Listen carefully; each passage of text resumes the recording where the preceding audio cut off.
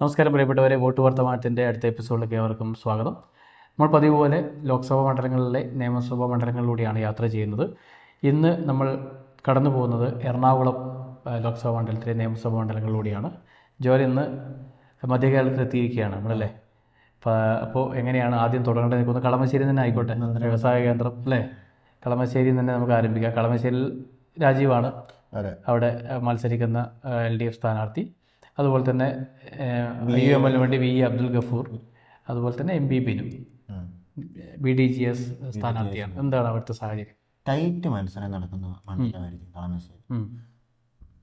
Political വോട്ടും മണ്ഡലത്തിൽ MLA നടത്തിയ പ്രവർത്തനം, അത് രണ്ടുമായിരിക്കും അവിടുത്തെ ഇക്വേഷൻ എന്ന് പറഞ്ഞാൽ. പൊളിറ്റിക്കലി നോക്കിക്കഴിഞ്ഞാൽ LDFന് ഒരു കാരണവശാലും വിജയിക്കാൻ അസാധ്യമായിട്ടൊരു മണ്ഡലമാണ് കളമശ്ശേരി എന്ന് പറയുന്നത്. കഴിഞ്ഞ തവണ P രാജീവ് കളമശ്ശേരിയിൽ വിജയിച്ചത് പ്രത്യേക സാഹചര്യം കൊണ്ടാണ്. ഇബ്രാഹിം കുഞ്ഞ് ജയിലിൽ കിടന്നതും അദ്ദേഹത്തിനെതിരായിട്ടുള്ള വിവാദവും പാലാരിവട്ടം പാലും ഒക്കെയായിരുന്നു കഴിഞ്ഞ തെരഞ്ഞെടുപ്പിൽ P രാജീവിന്റെ ബേസിക് ഫോക്കസ് എന്ന് പറഞ്ഞു. ജയിച്ചു കഴിഞ്ഞാൽ മന്ത്രിയാകും എന്നുള്ള ഇതുകൊണ്ടായിരുന്നു. പിന്നെ കൊറോണ നഗരമണ്ഡലമാണ്, അപ്പം പ്രത്യേകിച്ച് മെട്രോ നഗരമാണ്. അപ്പം അവിടെ ഉണ്ടായ ഒരു വികാരത്തിന്റെ പുറത്തിട്ടാണ് P രാജീവ് കഴിഞ്ഞ തവണ വിജയിച്ചത്. പക്ഷെ കഴിഞ്ഞ തവണ വിജയിച്ചതിന് ശേഷം P രാജീവ് ഒരു MLA എന്ന രീതിയിലും എല്ലാ കല്യാണ വീട്ടിലും അല്ലെങ്കിൽ എല്ലാ മരണ വീട്ടിലും ഒന്നും അദ്ദേഹം പോയിട്ടില്ല. പക്ഷെ ഒരു വികസനം എന്നത് അദ്ദേഹത്തിന് അവിടെ കൊണ്ടുവരാൻ സാധിച്ചു. ഈ വികസനവും പിന്നെ അവിടുത്തെ പൊളിറ്റിക്കൽ വോട്ട്, അതായത് ഇബ്രാഹിം കുഞ്ഞ് മരിച്ചൊരു സാഹചര്യത്തിൽ പൊളിറ്റിക്കൽ വോട്ട് UDFന് അനുകൂലമാണ്. പിന്നെ ഇബ്രാഹിം കുഞ്ഞ് മരിച്ചൊരു സാഹചര്യത്തിൽ ഇബ്രാഹിം കുഞ്ഞിന് മകൻ ഒന്നും കൂടെ മത്സരിക്കുമ്പം അദ്ദേഹത്തിന് അവിടെ എല്ലാ വീടുകളും അറിയാം. ഇബ്രാഹിം കുഞ്ഞ് പക്ഷെ മരണ വീട്ടിലും കല്യാണ വീട്ടിലും ഒക്കെ പോയിക്കൊണ്ടിരുന്ന ആളാണ്. അപ്പം ഇബ്രാഹിം കുഞ്ഞിന്റെ മകൻ ഒന്നും കൂടെ അവിടെ മത്സരിക്കുമ്പോൾ പഴയ ഒരു നെഗറ്റീവ് ഇമ്പാക്റ്റ് ഇല്ല, ഒരു പോസിറ്റീവ് ഇമ്പാക്റ്റ് ആണ് ഇത്തവണ ഉള്ളത് എന്ന് വേണമെങ്കിൽ നമുക്ക് പറയാൻ സാധിക്കും. പക്ഷെ നടത്തിയ വികസനങ്ങളുടെ ബേസ് വെച്ച് നോക്കുമ്പം രാജീവ് നല്ലൊരു പ്രവർത്തനമായിരുന്നു കാഴ്ചവെച്ചത്. പക്ഷെ വികസനങ്ങളുടെ ബേസിൽ മാത്രം വോട്ട് ചെയ്യുന്നവരാണോ എറണാകുളത്തുള്ളവർ അല്ലെങ്കിൽ എറണാകുളം ജില്ലയിലുള്ളവരെന്ന് ഒരു ചോദ്യത്തിനാണ്. അങ്ങനെ ആയിരുന്നെങ്കിൽ കഴിഞ്ഞ തവണ തൃപ്പൂണിത്തുറയിൽ M സ്വരാജ് വിജയിക്കേണ്ടായിരുന്നു. കാരണം അദ്ദേഹം അവതരിപ്പിച്ച പോലീസ് കാർഡും ഒരുപാട് വികസനങ്ങൾ തൃപ്പൂണിത്തുറയിൽ M സ്വരാജ് കൊണ്ടുവന്നായിരുന്നു. പക്ഷെ M സ്വരാജ് അവിടെ ഒരു കമ്പാരിസൺ വന്നത് ബാബുവായിട്ടായിരുന്നു. കാരണം ബാബു ചേട്ടൻ എവിടെയുണ്ട്, ബാബുച്ചേട്ടൻ എല്ലാ കല്യാണ വീട്ടിലും ഉണ്ട്, മരണ വീട്ടിലും ഉണ്ട്, വിളിക്കാത്തവരെ വിളിക്കും, അതുപോലെയൊക്കെ നിൽക്കുന്ന ഒരാളാണ്. ഇബ്രാഹിം കുഞ്ഞും ഏറെക്കുറെ അതുപോലെ ആയിരുന്നു. ഇപ്പൊ ഇബ്രാഹിം കുഞ്ഞും രാജീവും തമ്മിലാണ് കമ്പാരിസൺ വരുന്നത്. പിന്നെ പൊളിറ്റിക്കൽ വോട്ടുകളും UDFന് അനുകൂലമാണ്. പൊളിറ്റിക്കലി നോക്കിക്കഴിഞ്ഞാൽ മണ്ഡലം പൊളിറ്റിക്കലി UDFന് അനുകൂലമാണ്. അപ്പം രാജീവിന്റെ പ്രവർത്തനം വേഴ്സസ് ഒരു UDF വേവ് ഒക്കെ വരുന്ന ഒരു സാഹചര്യത്തിൽ വളരെ ടൈറ്റാണ്. ആരാണ് വിജയിക്കുന്നതെന്ന് എനിക്ക് ശരിക്കും പ്രവചിക്കാൻ സാധിക്കത്തില്ല. ഈ മന്ത്രി തോക്കുമോ എന്ന് ചോദിച്ചു കഴിഞ്ഞാൽ പ്രവചനാതീതമാണ്. പക്ഷെ ഈ ഒരു വേവിൻ്റെ അടിസ്ഥാനത്തിലും പൊളിറ്റിക്കൽ ഈ ഒരു സാഹചര്യങ്ങൾ മാറിയതിൻ്റെ ഒരു അടിസ്ഥാനത്തിൽ ഒരു ചെറിയൊരു നേരിയ ഒരു അപ്പർ ഹാൻഡ് UDFന് വേണമെങ്കിൽ ഈ മണ്ഡലത്തിൽ കൊടുക്കാം. പൂർണ്ണമായിട്ടൊന്നും ഒരു പക്ഷേ ടങ് സ്ലിപ്പാവുന്ന മണ്ഡലങ്ങളിൽ ഒന്നായിരിക്കാം എന്ന് വേണമെങ്കിൽ പറയാം. എന്നാലും വളരെ ടൈറ്റാണ്.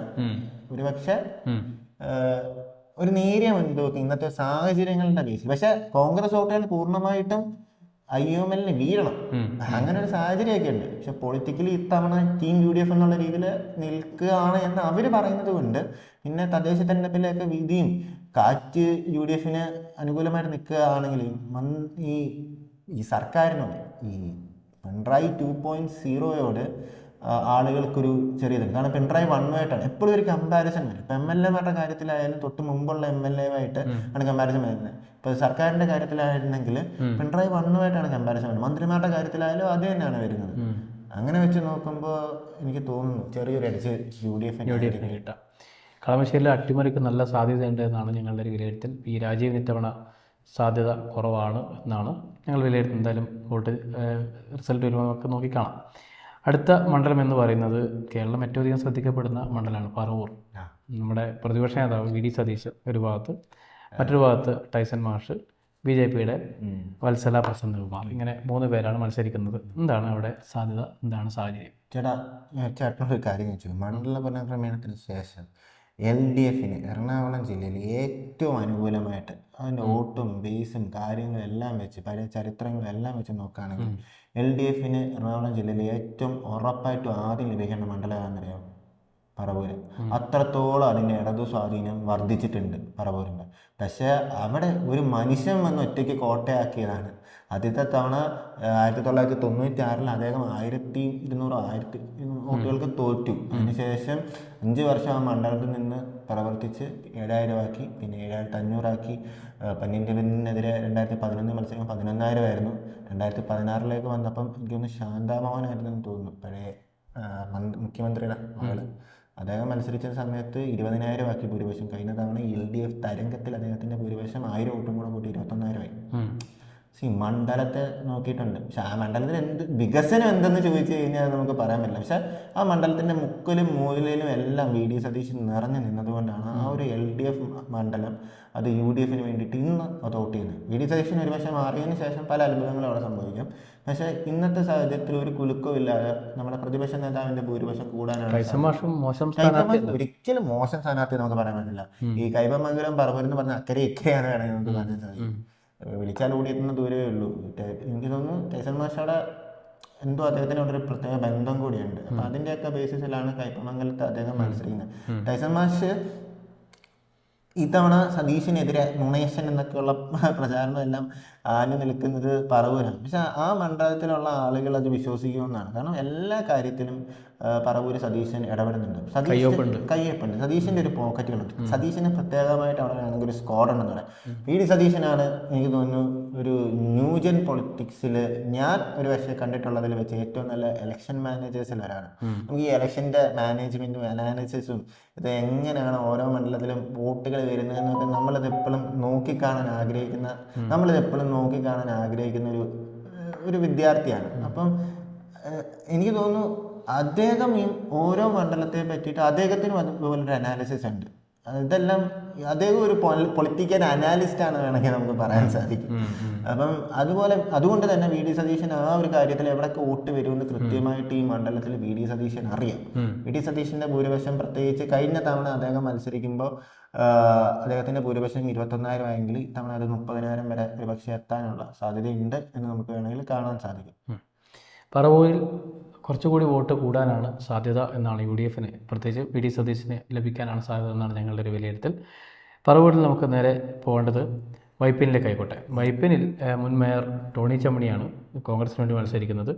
MP ഷൈനിയാണ് LDFന് മത്സരിക്കുന്നത്. അനിത തോമസ് ആണ് 2020 സ്ഥാനാർത്ഥിയായി വരുന്നത്. എന്താണ് അവിടെ സാധ്യത? വളരെ ടൈറ്റ് ആയിട്ടൊരു മത്സരമായിരിക്കും വൈപ്പിനിൽ നടക്കാന്ന് പറഞ്ഞത്.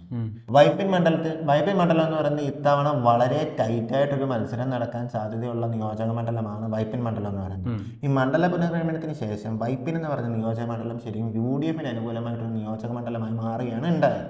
പക്ഷെ അവിടെ ആദ്യം മത്സരിച്ച ആരാന്ന് നമ്മൾ നോക്കണം. S ശർമ്മയാണ് മത്സരിച്ചത്. S ശർമ്മയെ നമുക്ക് പ്രത്യേകിച്ച് എറണാകുളം ജില്ലയിൽ ആർക്കും പരിചയപ്പെടുത്തേണ്ട കാര്യമൊന്നുമില്ലല്ലോ.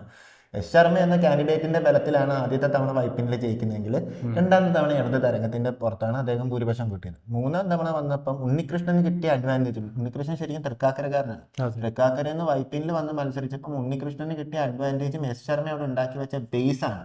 പക്ഷെ ഇപ്പൊ അവിടുത്തെ പ്രധാന പ്രശ്നം എന്ന് പറഞ്ഞു കഴിഞ്ഞാൽ എന്തുകൊണ്ട് ഉണ്ണികൃഷ്ണനെ മാറ്റി നിർത്തി? അദ്ദേഹത്തിന്റെ പെർഫോമൻസ് കൊണ്ടാണോ പാർട്ടി അദ്ദേഹത്തെ മാറ്റി നിർത്തിയെന്നൊക്കെ അവിടെ ഒരു ചോദ്യമായിട്ട് നിൽക്കുന്ന കാര്യമാണ്. പിന്നെ MP ഷൈനിയെ പറ്റി പറയുകയാണെങ്കിൽ വളരെ പോപ്പുലർ ആയിട്ടൊരു കാൻഡിഡേറ്റ്, മീൻസ് ആ മണ്ഡലത്തിനുള്ളിൽ പ്രത്യേകിച്ചും ഈ SFI ബാക്ക്ഗ്രൗണ്ടിൽ നിന്നൊക്കെ വരുന്ന ഒരു കാൻഡിഡേറ്റ് ആണ്. അപ്പം ഈ പാർട്ടി വോട്ടുകൾ കിട്ടും. പക്ഷെ പാർട്ടി വോട്ടുകൾ കൊണ്ട് മാത്രം വിജയിക്കാൻ പറ്റുന്നൊരു മണ്ഡലമാണോ ഇത് എന്നൊരു ചോദ്യമാണ്. ഇത്തവണ ടോണി ചെമ്മണിയാണ് UDFന്റെ കാൻഡിഡേറ്റ് ആയിട്ട് വൈപ്പിനിൽ ഇറങ്ങിയത്. ടോണി ചെമ്മണി നമുക്കറിയാം കൊച്ചിയുടെ പഴയ മേയറായിരുന്നു. അതാണ് അദ്ദേഹത്തിന്റെ നെഗറ്റീവ് എന്ന് പറയുന്നത്. മീൻസ് ഈ മേയർമാർക്കൊക്കെ പൊതുവെ ചെറിയ നെഗറ്റീവ് അടിക്കാറുണ്ട്. ആരും കുറ്റപ്പെടുത്തിയിട്ട് കാര്യമില്ല, പൊതുവായിട്ട് സംഭവിക്കുന്ന കാര്യമാണ്, പ്രത്യേകിച്ച് നഗരമണ്ഡലങ്ങളിൽ. പക്ഷെ ടോണി ചെമ്മണി നമ്മൾ നോക്കിക്കഴിഞ്ഞാൽ ടോണി ചെമ്മണി വർഷങ്ങൾക്ക് ശേഷം UDFന് അധികാരത്തിലെത്തിക്കുകയും പിന്നീട് ഈ അധികാരം UDFന് മീൻസ് കൊച്ചിയിൽ തൊട്ടടുത്ത വട്ടം സൗമിനി ജെയിൻ മേയറായി നിലനിർത്താനും കൂടെ സാധിച്ചു. അത്ര മോശം മേയറിനൊന്നും നമുക്ക് ടോണി ചെമ്മണിയെ പറ്റി പറയാൻ പറ്റില്ല. പിന്നെ ജാതിപരമായ ഇക്വേഷൻ നമുക്കറിയാം, മുനമ്പമൊക്കെ അടങ്ങുന്ന സ്ഥലമാണ് വൈപ്പിൻ എന്ന് പറയുന്നത്. അപ്പം ജാതിപരമായിട്ടുള്ള ലത്തീൻ സഭയുടെ പിന്തുണ ടോണി ചെമ്മണിക്ക് കിട്ടാൻ സാധ്യത ഉണ്ട്. BJP ആയിരിക്കും ഇവിടുത്തെ എക്സ് ഫാക്ടർ എന്ന് പറയുന്നത്. കാരണം BJP വിഘടിപ്പിക്കുന്ന വോട്ടുകൾ അല്ലെങ്കിൽ BJPയിൽ നിന്ന് ഒന്നെങ്കിൽ LDFിലേക്ക് അല്ലെങ്കിൽ UDFിലേക്ക് പോകുന്ന വോട്ടുകൾ.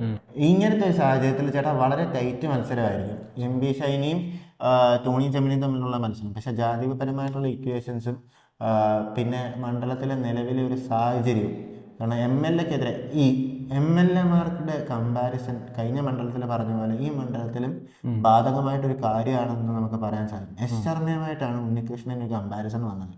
അതുകൊണ്ടായിരിക്കും ഉണ്ണികൃഷ്ണൻ ഇത്തവണ മാറ്റിയത്. പിന്നെ ഇത്തവണ ഒരു വനിതാ സ്ഥാനാർത്ഥി വരുമ്പോൾ അതൊരു എന്ത് ഇമ്പാക്റ്റ് ഉണ്ടാക്കും എന്നതൊരു ചോദ്യമാണ്. പക്ഷെ അങ്ങനെയൊക്കെ പറയുമ്പോൾ പോലും നേരിയൊരു എഡ്ജ് ഈ മണ്ഡലത്തിലും എനിക്ക് തോന്നുന്നു UDFന് കൊടുക്കാമെന്ന്. വേറൊന്നും കൊണ്ടല്ല, പല സാമുദായിക ഘടകങ്ങളും ഇത്തവണ UDFനോടൊപ്പം നിൽക്കുന്നു. കാരണം ഇതുവരെ കഴിഞ്ഞ തവണയൊക്കെ കൊച്ചിയിൽ മത്സരിച്ചത് LDFിൻ്റെ മീൻസ് ലാറ്റിൻ വിഭാഗത്തിൽ നിന്നൊക്കെ ഒരു കാൻഡിഡേറ്റ് ആയി. എനിക്ക് തോന്നുന്നു ആദ്യമായിട്ടാണെന്ന് തോന്നുന്നു ദീപക് ജോയി, ദീപക് ജോയി സിറോ മലബാറുകാരൻ, എനിക്ക് ഷുവറിറ്റി ഇല്ല. എനിക്കൊന്ന് ലാറ്റിൻ വിഭാഗത്തിൽ നിന്ന് ആദ്യമായിട്ടായിരിക്കും UDFിൻ്റെ എനിക്ക് ഒരു പക്ഷേ വൈപ്പിനിലെ മത്സരം. അതൊക്കെ ഒരു പക്ഷേ മണ്ഡലത്തിനെ സ്വാധീനിക്കുന്ന ഘടകങ്ങളായി. വൈപ്പിനെ കുറിച്ചാണ് പറയുന്നത്. വൈപ്പിനിൽ ടോണി ചെമ്മണി വരാനാണ് സാധ്യത എന്നാണ് ജോയലിന്റെ ഒരു വിലയിരുത്തൽ. പറയാൻ പറ്റില്ല. ഇതും കൺസെപ്റ്റുകൾ കൂട്ടാൻ പറ്റുന്ന ഒരു സ്ഥലമാണ് തീർച്ചയായിട്ടും. എറണാകുളത്തെ 3 മണ്ഡലങ്ങൾ കഴിയുമ്പോൾ 3ഉം UDFിലേക്ക് എത്തിയിരിക്കുകയാണ് കേട്ടോ, അതുകൂടി പറയാം. 4ാമത്തെ മണ്ഡലം കൊച്ചിയാണ്.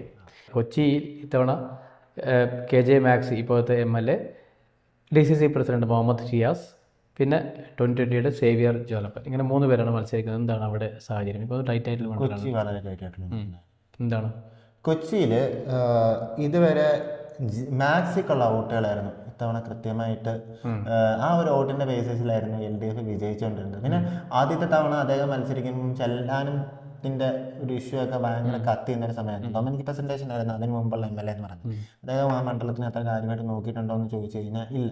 ഒരു ജാതി സമുദായ മീൻസ് അതിൻ്റെയൊക്കെ ബേസിസിൽ അദ്ദേഹം വൻ വോട്ട് നേടി അവിടെ വിജയിച്ചതിന് ശേഷം അദ്ദേഹത്തിൻ്റെ ഒരു നെഗ്ലിജൻസ് ആണ് ആ മണ്ഡലത്തിലെ LDFിൻ്റെ ഭാഗത്തേക്ക് എത്തിച്ചത്. അന്ന് വിമത കക്ഷികൾ പിടിച്ച വോട്ടിന്റെ ബേസിസ് എന്ന് പറഞ്ഞാൽ വളരെ അധികമായിരുന്നു. പിന്നെ അതുപോലെ തന്നെയാണ് കഴിഞ്ഞ തവണ ഉണ്ടായത്. കഴിഞ്ഞ തവണ LDF വേവ് ആയിരുന്നു. മണ്ഡലം നന്നായിട്ട് 5 വർഷവും മാക്സിമം നോക്കി. അത് വളരെ വ്യക്തമായ കാര്യമായിരുന്നു. അതുപോലെ തന്നെയായിരുന്നു പല സമുദായ 2020, ചെല്ലാനം 2020, V4 കൊച്ചി, അങ്ങനെയൊക്കെ പറയുന്ന പല ഇങ്ങനത്തെ ഘടകങ്ങളും ഉണ്ടായിരുന്നു. അപ്പം അതിൻ്റെ എല്ലാ അഡ്വാൻറ്റേജിലാണ് കഴിഞ്ഞ തവണ മാക്സി വിജയിച്ചത്. പക്ഷെ ഇത്തവണ വരുന്നത് മുഹമ്മദ് ഷിയാസ്, DCC പ്രസിഡന്റുമാരിലെ ആരാണ് മുൻപൻ എന്ന കാര്യത്തിലാണ്. മാക്സി മീൻസ് ഷിയാസാണോ അതോ നമ്മുടെ VS ജോയി ആണ്. മീൻസ് അത്ര സ്ട്രോങ് ആയിട്ട് മണ്ഡലത്തെ പറ്റിയിട്ട് വളരെ കൃത്യമായിട്ട് അറിയാവുന്ന ഒരാളാണ് മുഹമ്മദ് ഷിയാസ് എന്ന് പറയുന്നത്. നമ്മൾ വേറൊരു കാര്യം ഈ മണ്ഡലത്തെ പറ്റി പ്രത്യേകം പറയണം. ഈ ഇന്നത്തെ കൊച്ചി മണ്ഡലം എന്ന് പറയുന്നത് ശരിക്കും പണ്ട് ഇബ്രാഹിം കുഞ്ഞ് മത്സരിച്ചുകൊണ്ടിരുന്ന മട്ടാഞ്ചേരിയുടെ ഒരു ഭാഗമാണ് നമുക്ക് വേണമെങ്കിൽ പറയാൻ പറ്റും. ഏത് ഉറങ്ങാത്ത കുലുക്കത്തിൽ പോലും മട്ടാഞ്ചേരി ഇബ്രാഹിം കുഞ്ഞിന്റെ കൂടെ നിന്നിട്ടുണ്ട്. പഴയ മട്ടാഞ്ചേരിയുടെ ഒരു ചെറിയൊരു പകപ്പാണ് ഇന്നത്തെ കൊച്ചി മണ്ഡലം നമുക്ക് പറയാൻ സാധിക്കും. അതുകൊണ്ട് തന്നെ മുസ്ലിം വോട്ടുകളും ഈ മണ്ഡലത്തിൽ അത്യാവശ്യം നല്ല രീതിയിലുണ്ട്. കഴിഞ്ഞ തവണ എല്ലാം ലാറ്റിൻ കാൻഡിഡേറ്റ് ആയിരുന്നു മത്സരിച്ചുകൊണ്ടിരുന്നതെങ്കിൽ ഇത്തവണ മുസ്ലിം കാൻഡിഡേറ്റ് ആണ്.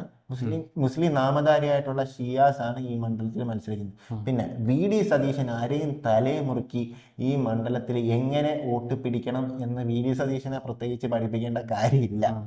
എന്നാലും മാക്സി എന്നൊരു പോപ്പുലർ കാൻഡിഡേറ്റ് ആണ്. കൊച്ചിയെ സംബന്ധിച്ച് കൊച്ചിക്ക് പറ്റിയൊരു കാൻഡിഡേറ്റ് ആണ് മാക്സി എന്ന് പറയാം. അതുപോലെ തന്നെയാണ് ഷിയാസിനും ആ മണ്ഡലത്തിലുള്ള ഇത് നമ്മൾ പ്രത്യേകിച്ച് പറയേണ്ട കാര്യമൊന്നുമില്ല. എനിക്കൊന്ന് 2020 കാൻഡിഡേറ്റ് ആണെന്ന് തോന്നുന്നു കൊച്ചി മണ്ഡലത്തില് ഇന്ത്യക്ക് വേണ്ടി മത്സരിക്കുന്നത്. ഇത്തവണ ഇന്ത്യക്ക് പറ്റുന്ന അല്ലെങ്കിൽ 2020ക്ക് പറ്റുന്ന ഏറ്റവും വലിയ അപജയം എന്ന് പറയുന്നത് ഇങ്ങനത്തെ മണ്ഡലങ്ങൾ, നഗരമണ്ഡലങ്ങളിൽ നേരത്തെ ഒരു അരാഷ്ട്ര വോട്ടുകളായിരുന്നു ഈ 2020 ശരിക്കും പറഞ്ഞാൽ കിട്ടിക്കൊണ്ടിരുന്നത്. ഒരു രാഷ്ട്രീയത്തിലും പെടാത്ത സാധാരണക്കാർ, ഒരു മാറ്റം വേണമെന്ന് ആഗ്രഹിക്കുന്ന സാധാരണക്കാർ. ഈ 2020 ഇപ്പോൾ എത്തിച്ചേക്കുന്ന മറ്റുള്ള സംഘടനകളെയും കൂടെ എത്തിച്ചേക്കുന്ന ഏറ്റവും വലിയ പ്രശ്നം എന്ന് പറഞ്ഞു കഴിഞ്ഞാൽ ഒരു രാഷ്ട്രീയത്തിലേക്ക് മാറുകയാണെങ്കിൽ പിന്നെ എന്തിനു അവരെ വോട്ട് ചെയ്തു എന്നൊരു ചോദ്യമുണ്ട്. ഒരു പൊളിറ്റിക്കൽ മൂവ്മെന്റിന്റെ ഭാഗമായിട്ട് അവർ മാറിയിരിക്കുകയാണ്. അപ്പൊ അവർക്ക് എന്തുമാത്രം വോട്ട് ഇത്തവണ അവരുടെ ND എന്ന കോളത്തിൽ ഇവരെ കൂട്ടത്തുള്ളൂ.